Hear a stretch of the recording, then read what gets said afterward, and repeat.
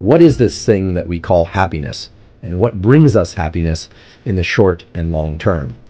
In fact, we could probably point to happiness as one of the most sought after states or commodities or emotions, whatever you want to call it.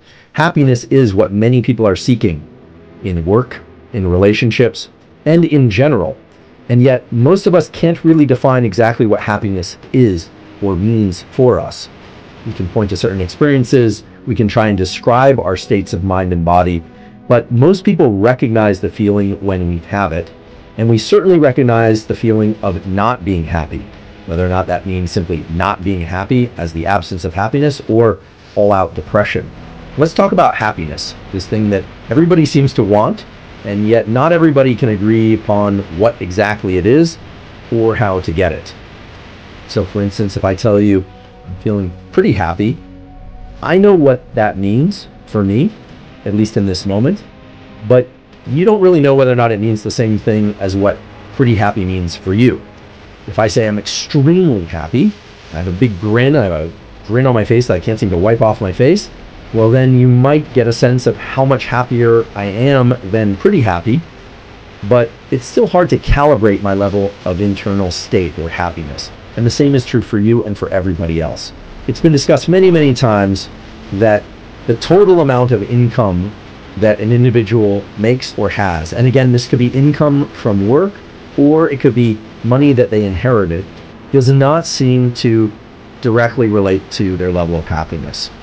The amount of happiness does not scale with that income. That is, for every additional $1,000 or $10,000 that they earn, they don't report being that much happier on a daily basis. Now, that said, I would venture the argument that while money truly cannot buy happiness, it absolutely can buffer stress. And in particular, it can buffer stress in the form of the ability to purchase or pay for goods and services. Most of you have probably heard about the general conditions for obtaining happiness. And they always seem to circle back to some of the same basic features of get great sleep, have great social connection, pursue meaning, don't focus to any overextent on things like pursuing money, because there are indeed these studies that show that the amount of money that people makes does not necessarily scale directly with happiness. People's happiness does not necessarily scale with income. In fact, it tends not to past a certain level.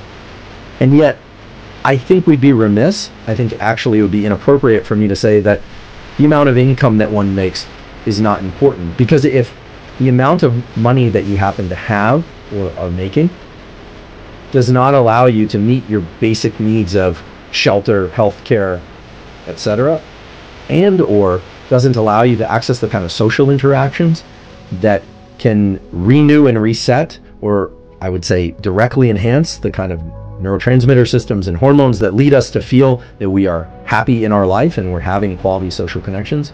Money cannot buy happiness, but it certainly can buffer stress. And one of the ways that it buffers stress is by allowing options of different kinds of social interactions, options of different types of recreation that one can engage in to access new forms of social interaction, and so on and so on. No one on their deathbed says they wish they'd worked more. Well, indeed, the total amount of time that one spends working does not seem to determine one's happiness.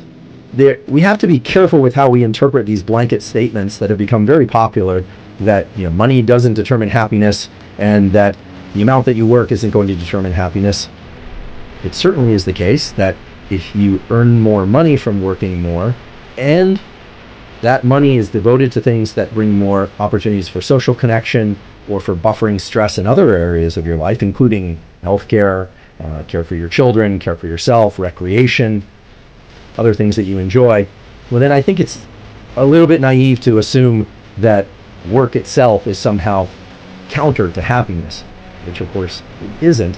And it especially isn't if we combine that feature of work with another important feature of the human psyche, which is this notion of meaning.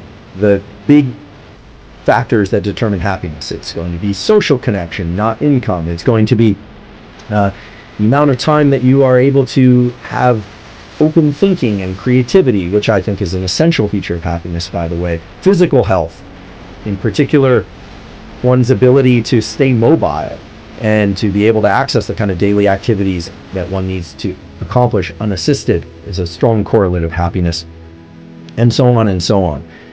Where people in their 20s report being very, very happy, but as time goes on and they acquire more responsibility, so typically getting married and having children in their mid to late 20s and 30s and into their 40s, having more work demands, etc., happiness tends to be rated lower and lower, at least in those previous studies.